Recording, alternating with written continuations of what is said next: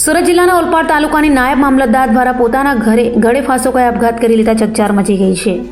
સુરતમાં ફરી એક સરકારી કર્મચારી આપઘાત કરતા ચકચાર મચી ગઈ છે। સુરતના રાંદેર વિસ્તારમાં રહેતા 36 વર્ષીય હિનિસા પટેલ ઓલપાડ તાલુકામાં નાયબ મામલતદાર તરીકે ફરજ બજાવતી હતી। જો કે સવારે પોતાના ઘરમાં જ હિનિસા પટેલે ગળે ફાંસો ખાઈ આપઘાત કરી લેતા ચકચાર મચી ગઈ છે।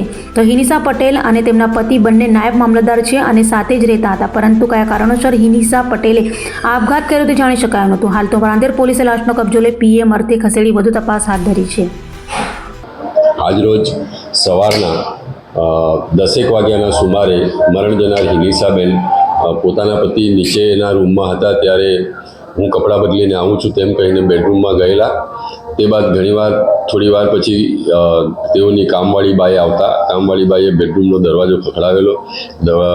બેડરૂમનો દરવાજો નહીં ખોલતા તેણીએ તુરંત જ કેતનભાઈને જાણ કરેલી।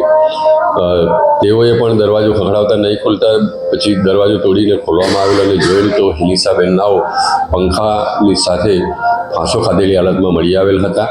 આ બંને પતિ પત્ની નાયબ મામલતદાર તરીકેની ફરજ બજાવતા હોય કયા કારણોસર આત્મહત્યા કરેલ છે તે બાબતે તમામ પાસાઓની ઝીણવટપૂર્વક હાલ તપાસ ચાલી રહેલ છે।